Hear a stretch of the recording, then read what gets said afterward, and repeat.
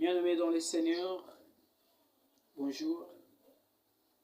C'est bien moi, votre cher frère, évangéliste Bonheur Voidi. Aujourd'hui, je viens partager avec vous une partie d'écriture tirée dans le livre des Proverbes, chapitre 6, à partir du verset 16 jusqu'au verset 19.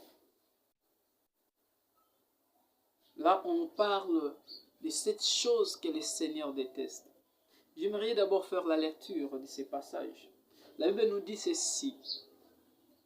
Il y a 6 choses que hait l'Éternel, et même 7 qu'il a en horreur.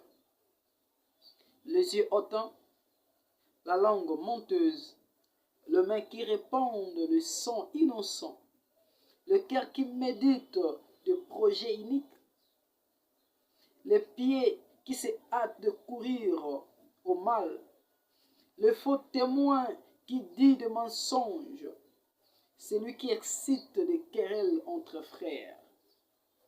Voilà les éléments que le Seigneur déteste. Mais aujourd'hui, j'aimerais partager avec vous les 2 premiers éléments. Et prochainement, nous allons continuer avec les 5 autres. Pour les 2 premiers éléments, le Seigneur nous dit premièrement, ici on a parlé des les yeux hautains.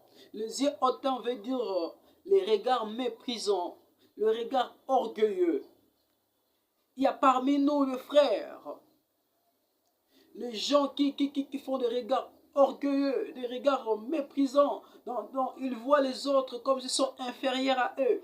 Ils voient les autres, ils qualifient les autres comme s'ils ne sont rien devant lui. Ils qualifient les autres comme si ils n'ont pas, je dirais, de la valeur devant eux. Ils voient les autres avec un regard là, minimisant, ils minimisent les autres. Ils se croient supérieurs aux autres. Combien parmi nous, il s'est dit frère, même en l'église, il ne veut pas écouter les autres. Il n'aime pas attendre que les autres parlent. Il veut seulement qu'on considère ce que lui parle. Laisse-moi vous dire, l'apôtre Paul nous dit dans le livre de Romains, n'ayez pas en nous, n'ayez pas en vous une haute opinion.